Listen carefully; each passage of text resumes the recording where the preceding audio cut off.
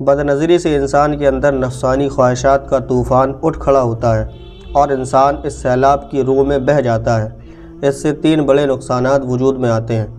بد نظری سے انسان کے اندر نفسانی خواہشات کا طوفان اٹھ کھڑا ہوتا ہے اور انسان اس سیلاب کی روح میں بہہ جاتا ہے۔ اس سے 3 بڑے نقصانات وجود میں آتے ہیں۔ بد نظری سے انسان کے دل میں خیالی محبوب کا تصور پیدا ہو جاتا ہے۔ حسین چہرے اس کے دل و دماغ پر قبضہ کر لیتے ہیں۔ وہ شخص جانتا ہے کہ میں ان حسین شکلوں تک رسائی حاصل نہیں کر سکتا، مگر اس کے باوجود تنہائیوں میں ان کے تصور سے لطف اندوز ہوتا ہے۔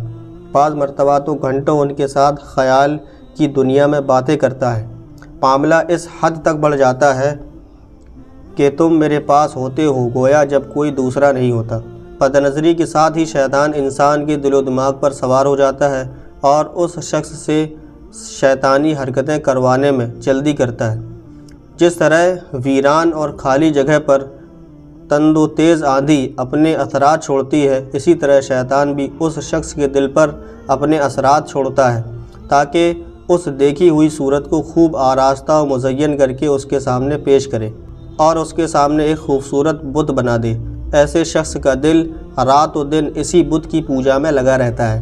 وہ خاص آرزوؤں اور تمناؤں میں الجھا رہتا ہے۔ اس کا نام شہوت پرستی، خواہش پرستی، نفس پرستی بلکہ بت پرستی ہے۔ یہ شرک خفی ہے۔ ارشاد باری تعالیٰ ہے، اور اس کا کہنا نہ مان جس کا دل ہم نے اپنی یاد سے غافل کر دیا اور وہ اپنی خواہش کی پیروی کرتا ہے اور اس کا کام حد سے بڑھ گیا ہے۔ ان خیالی معبودوں سے جان چھڑائے بغیر نہ تو ایمان کی حلاوت نصیب ہوتی ہے، نہ قرب الہی کی ہوا لگتی ہے۔ بد نظری کا دوسرا نقصان یہ ہے کہ انسان کا دل و دماغ متفرق چیزوں میں بٹ جاتا ہے، یہاں تک کہ وہ اپنے مصالح و منافع کو بھول جاتا ہے۔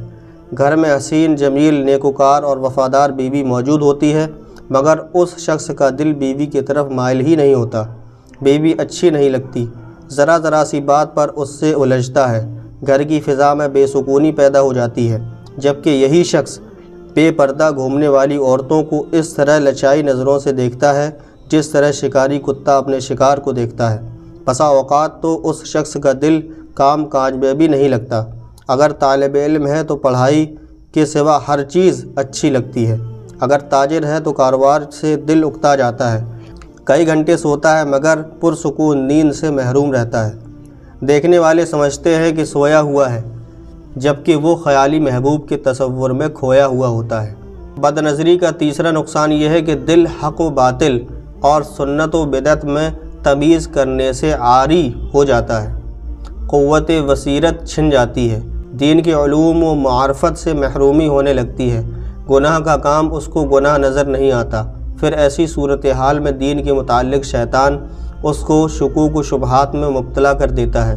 نیک لوگوں سے بدگمانیاں پیدا ہوتی ہیں، حتیٰ کہ اسے دینی شکل و صورت والے لوگوں سے ہی نفرت ہو جاتی ہے۔ وہ باطل پہ ہوتے ہوئے بھی اپنے آپ کو حق پر سمجھتا ہے اور بالآخر ایمان سے محروم ہو کر دنیا سے جہنم رسید ہو جاتا ہے۔